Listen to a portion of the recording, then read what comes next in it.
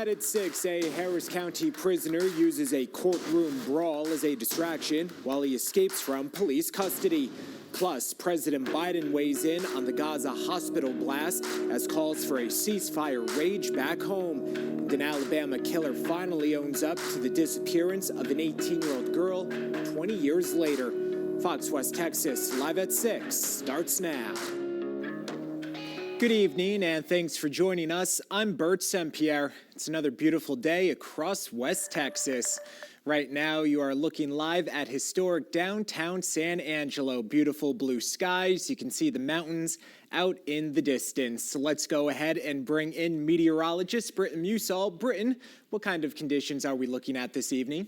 Bert, it is feeling summer-like across West Central Texas. Some folks even saw temperatures in the 90s, just below the 90-degree mark in Abilene right now, sitting at 88. But I do have some good news in the form of a cold front. You can see that pretty stark temperature change, 77 right now in Lubbock. Honestly, sounds really nice. Unfortunately, we are going to cool down, but unfortunately not that much. So you're not going to need your winter coats, but it is going to be feeling a bit more fall-like, particularly for your Thursday. All those southerly winds, that's what's making it so hot across West Texas.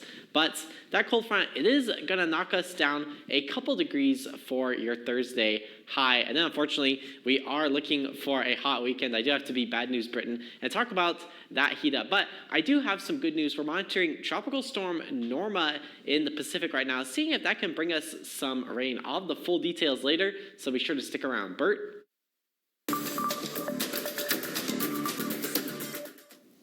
Thank you very much, Britton. In San Angelo, the Howard Street project continues, meaning more road closures to steer clear of. Starting next Monday, October 23rd to October 27th, Howard Street will be closed from Jomar to Stanton Streets. Also closed down will be the portion of Howard from Glenna Drive to Wilson Street. This closure lasting until December 4th. Traffic will temporarily reopen on weekends, starting at 6 p.m. on Fridays.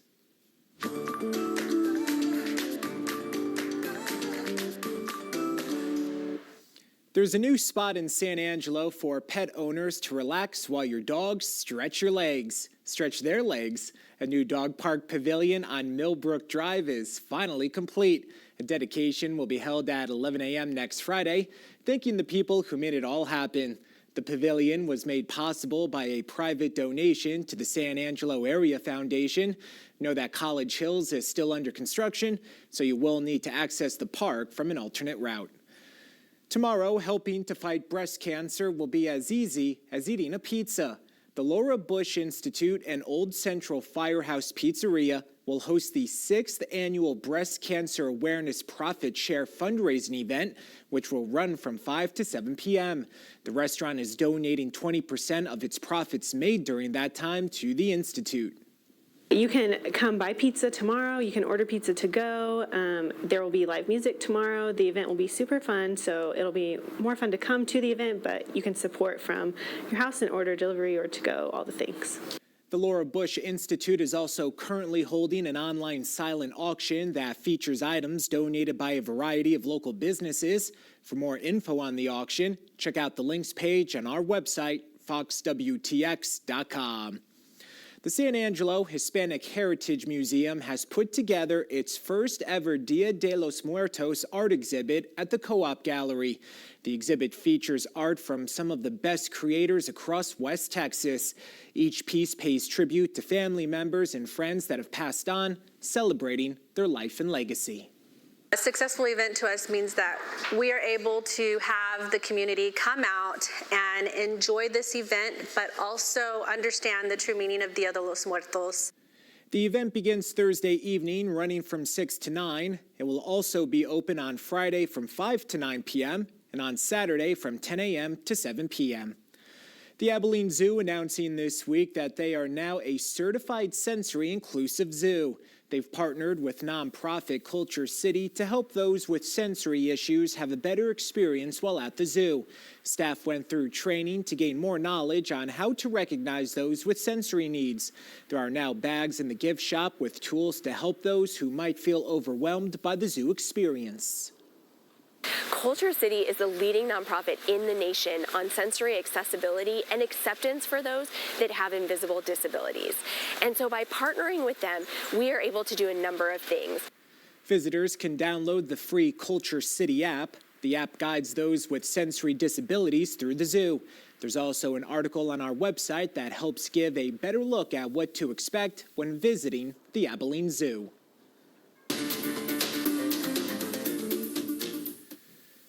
Tonight, a manhunt is underway in Harris County after an inmate escaped custody while awaiting his bail hearing.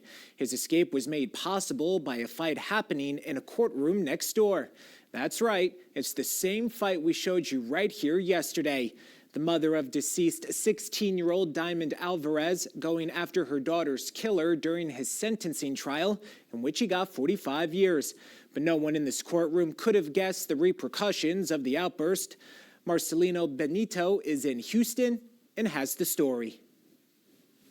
This is 32-year-old Michael Devon Combs. He was taken into custody in the 176th District Court. His bond revoked in a 2022 assault case. Then the brawl happened in the next courtroom. So once they hit the panic button, then the deputies left out to go assist, and he was sitting there. That brawl unfolded as Frank De Leon Jr. pleaded guilty to murdering his girlfriend Diamond Alvarez. During that chaos next door, deputies say Combs made his move, removed his shackles, and walked right out of the courtroom. We don't know where he went. We do know he took off his ankle monitor once he got outside of the court building. We're learning more about Combs' violent past, including that 2022 assault. According to court records, Combs tried to strangle his ex-girlfriend and mother of his kids. While he, quote, squeezed her neck with one hand, he punched her repeatedly in the face and head with the other. Combs' ex-girlfriend told me over the phone, quote, I'm concerned about my safety, and she has questions about how this happened in the first place. Someone should have stayed with him at that time. The sheriff's office says protocol was not followed, but their top priority now, getting Combs back in custody. We're putting resources out to find him as quickly as possible. We are investigating the entire thing, and this is an isolated incident, and we'd hope it won't happen again. While officials search for Combs, his ex-girlfriend says deputies have promised extra patrols in her area as a precaution.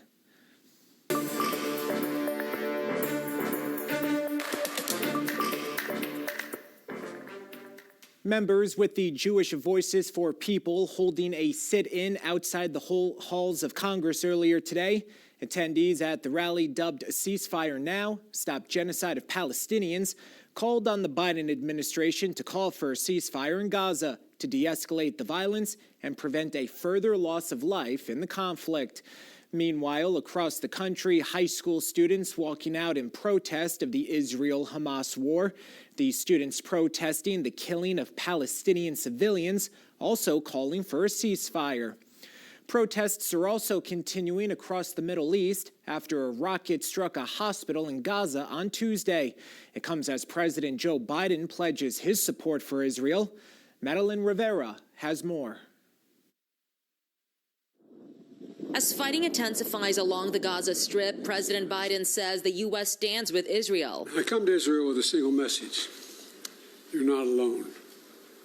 You are not alone. On Wednesday, the president spoke with the families of victims taken hostage during the Hamas terror attack. He also backed up claims Israel was not responsible for Tuesday's deadly airstrike on a Gaza hospital, citing data he was shown by the Defense Department. It appears the result of an errant rocket fired by a terrorist group in Gaza.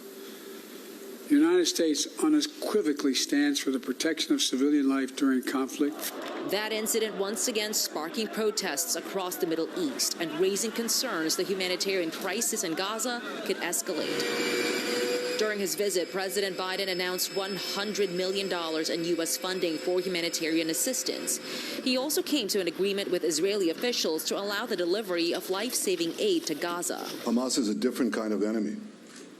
While Israel seeks to minimize civilian casualties, Hamas seeks to maximize civilian casualties. Meanwhile, tensions are still building in Israel's north, where forces have exchanged fire with Lebanese Hezbollah. Israeli officials say they are prepared for a potential multi-front conflict. What I can say regarding Hezbollah and our northern border is that we will do everything to protect it. President Biden says he will ask Congress for a support package for Israel's defense later this week. In Jerusalem, Mather Rivera, Fox West Texas. Coming up, an Alabama mother finally learns the truth about her 18-year-old daughter's disappearance 20 years later. Ron Vandersloot is no longer the suspect in my daughter's murder. He is the killer. That and more right after the break.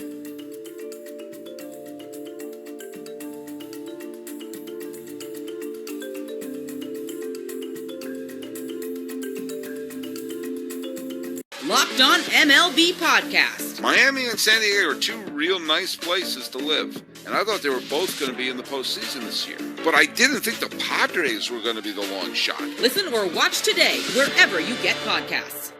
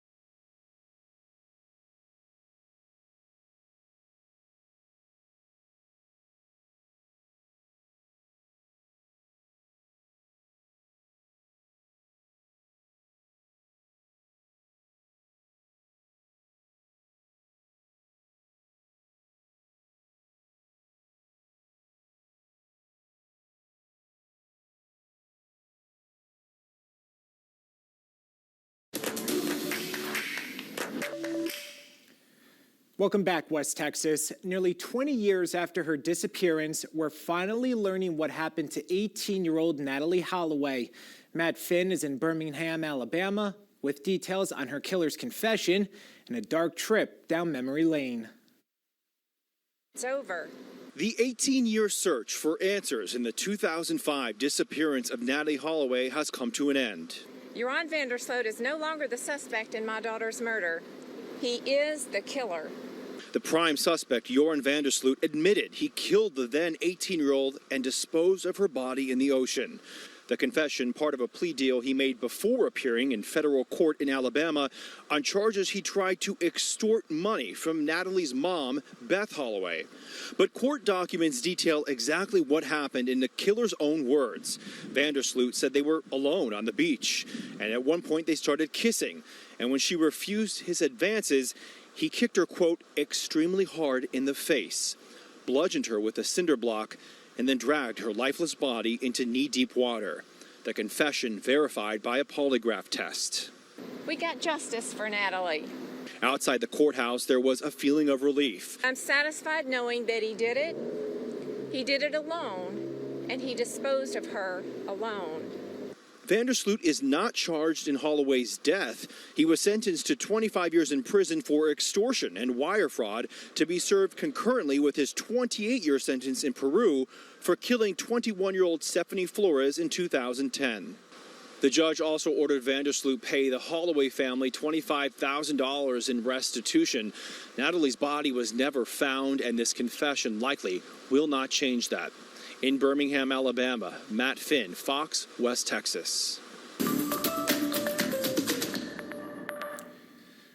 Another swing and a miss for Republican House Speaker candidate Jim Jordan. A speaker has not been elected. Jordan failed for a second time to get the votes to become the next House Speaker, actually losing momentum with even more Republican holdouts, over 20. Republicans now must decide whether to stick with Jordan or jump ship. In the meantime, there's talk of giving the temporary Speaker, Patrick McHenry, increased powers, but some say it's all a stall tactic and irresponsible. This is enormously frustrating. Americans have a right to be frustrated. Democrats, meanwhile, putting forth Minority Leader Hakeem Jeffries as an alternative. Jordan's team says he's going to keep trying, and that could mean many more rounds of votes.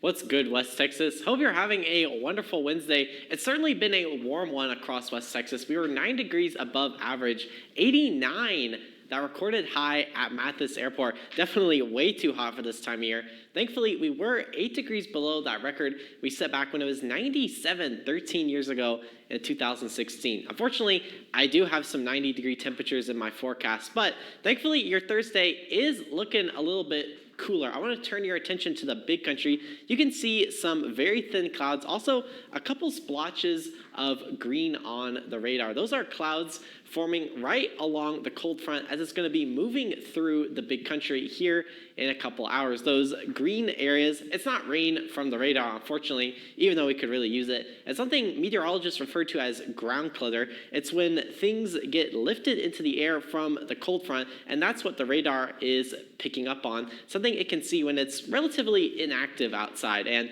I expect it to stay relatively inactive. We're going to have a clear night as that cold front makes its through west central Texas by early Thursday morning around 7 a.m. And then, honestly, it's looking like a pretty nice Thursday. It'll be slightly cooler than we saw today. Thankfully, no 90s for your Thursday. It'll also have relatively dry air. It's also going to be a less blustery day because Wednesday, it was a windy Wednesday. We saw gusts upwards of 30 miles an hour for folks in Abilene. So probably wanted to hold on to your hat pretty tightly today, but thankfully, I don't think you're gonna need to do that for your Thursday. That cold front making its way to the big country right now. You can see pretty stark temperature difference, 88 in Sweetwater, 82 in Snyder. So feeling nice for folks in Snyder. That cold front going to be making its way through west central Texas.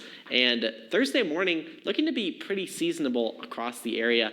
54 by 7 a.m. and looking for the mid 80s by the afternoon. So definitely not going to need a jacket and definitely not going to need to break out the winter coats for the weekend because we got that ridge of high pressure redeveloping across the region. That's going to mean some hot temperatures, more temperatures in the 90s. I know, it's not what anybody wants to hear, but we do have some saving grace, and it's in the form of our next weather maker. It's actually just south of Baja, California right now. It's Tropical Storm Norma, and we're also monitoring this low pressure system. It's in the Pacific Northwest right now, and both of these systems could bring us some moisture and some much needed rain across West Texas. But given that this is about a week out, we're still really ironing out those details, so be sure to keep it here at Fox West Texas, and we'll have those latest details for you. But you can see towards the end of my 7-day forecast, got a pretty good rain chance, better than 0. So certainly something to look forward to, but otherwise it is looking hot, West Texas. Bert? Thank you very much, Britton. State leaders are urgently trying to find more electricity to prevent potential power grid problems this winter. ERCOT says if temperatures really dip this winter, there's a chance Texas will experience rolling outages. Matt Houston takes a closer look at the grid operator's plan. In the winter, electricity demand is highest around 8 a.m. when Texans wake up and turn on the heater. The sun is still rising then, so solar panels can't rescue the power grid like they did so many times this summer. We have a potential problem this winter because the market has not provided the level of dispatchable resources that that Texas needs. If nothing changes, ERCOT estimates there's a 20% chance a cold blast like December's winter storm Elliott causes an electricity emergency. There's been around 4 or so storms in the last 14 years or so that have been either similar or worse than a winter storm Elliott. So it's not something that's highly improbable to occur. So ERCOT wants to improve its odds by taking a rare step. They formally asked generators to consider restarting power plants that are retired, including some polluters that have been offline for years. Some of those won't be able to come back, and so we recognize that. So they've also asked for new ideas that could reduce demand. That means more Texans will likely be paid to cut electricity usage this winter. ERCOT will sign off on these proposals in November. Fortunately, board members say this will be the first cold season since power plants have weatherized their equipment for specific low temperatures. In Arlington, I'm Matt Houston. Excitement is still at a fever pitch across Texas as the Rangers and Astros are gearing up for Game 3 of the American League Championship Series. First pitch is scheduled for 7:03. The Rangers lead the series 2-0 after winning Games 1 and 2 in Houston. The series now shifts to Arlington. The Rangers have outscored the Astros 7-4. Texas won Game 1 2-0 and held on for a 5-4 win in Game 2. Tonight's pitching matchup features Max Scherzer against Christian Javier. Again, first pitch is in just under an hour from now. On that note, coming up in sports, the Angelo State soccer team gears up to face West Texas A&M. Marissa Stubbs has the details next. Hi folks, Joe Namath here. The Medicare annual enrollment period is now. Do you know if your Medicare plan benefits are changing next year? Will your costs go up? Are your doctors still covered? Get answers in 3 steps. 1, call the toll-free number below by December 7th to speak to a licensed insurance agent. 2, review your coverage for any changes to your Medicare plan for next year. 3, learn if a Medicare Advantage plan that may offer additional benefits is available in your area. I call every year to see what plans are available in my area. I call every year to make sure my doctors are still covered under my plan. They work with multiple insurance companies across the nation, so you'll have choices from a variety of plans. The Medicare annual enrollment period has a deadline. Millions have called. You should too. Call to speak to a licensed insurance agent. Call 1-800-381-9676. Call now. Locked On MLB Podcast. Miami and San Diego are 2 real nice places to live, and I thought they were both going to be in the postseason this year. But I didn't think the Padres were going to be the long shot. Listen or watch today wherever you get podcasts.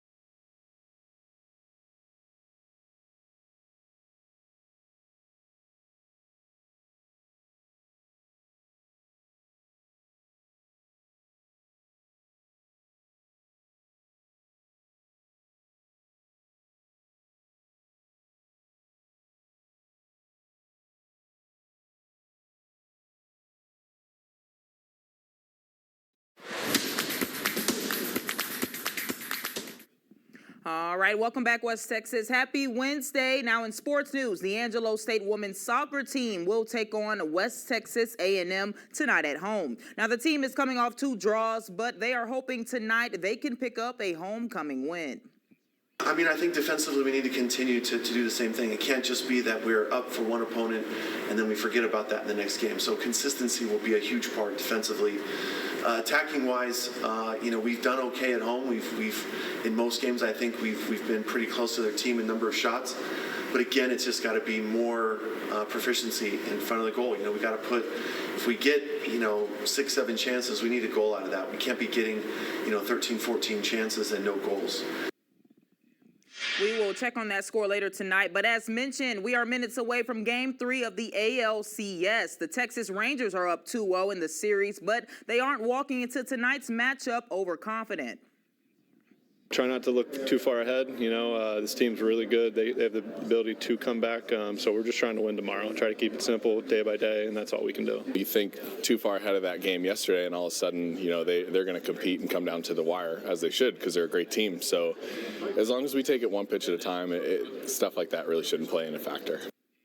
Now, the Astros have been dominant on the road this year, which gives them high hopes walking into this matchup. So we will see how they answer back, but that will do it in sports. Stick around. Some more news coming your way after the break. This is my coffee shop. And that's me in my custom shirt from Custom Ink. This week, we moved into a new, bigger space and brought on another employee.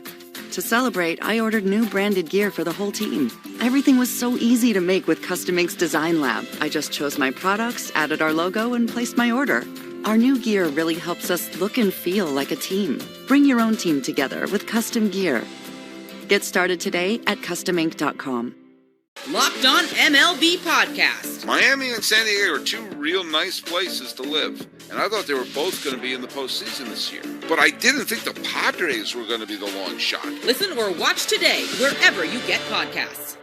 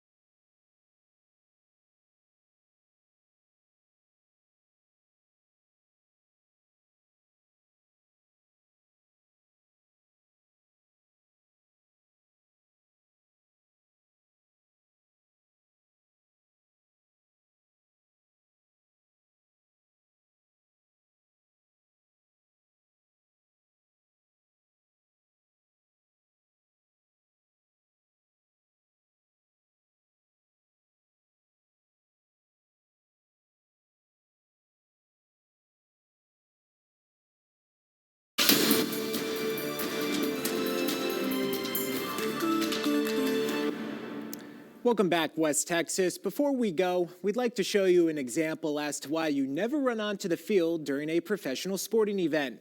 During last night's Phillies Diamondbacks playoff game, a Philly fan got absolutely destroyed by a security guard after running onto the field. The devastating hit happening during the 9th inning. The entire crowd breaking out in laughter after seeing what unfolded on the field. Kids at home, take note, do not run onto the field. You know, I always wonder what goes through people's mind to even just do that. Like, it's like, what's the point? Not only are you going to get tackled like that, but I don't know. Nothing good can come from that. Game, yeah. You just like, it's just attention seeking. I feel like that's what they want. They want to be the star of attention. Earlier in the year, the Braves were playing a game and 2 fans ran out onto the field and went up to Ronald Acuna Jr. So that's a frightening situation in itself. You don't know what those people are thinking. No, for real. I think, has this happened in the Super Bowl before? I don't know. I know it's happened at like a football game, but I wonder if it's been like, I don't know. I got to look it up. But they be getting tackled pretty hard. You went to a big-time college football school. Did you ever rush the field? I did not, although I had some friends who rushed the field during the A&M Alabama game. It was, okay. Yeah, it was like thousands of people on the field all at once. I wasn't there. I was at work at the time, unfortunately. Unfortunately. And that'll do it for us here at 6. We'll be back at 9. We will see you then.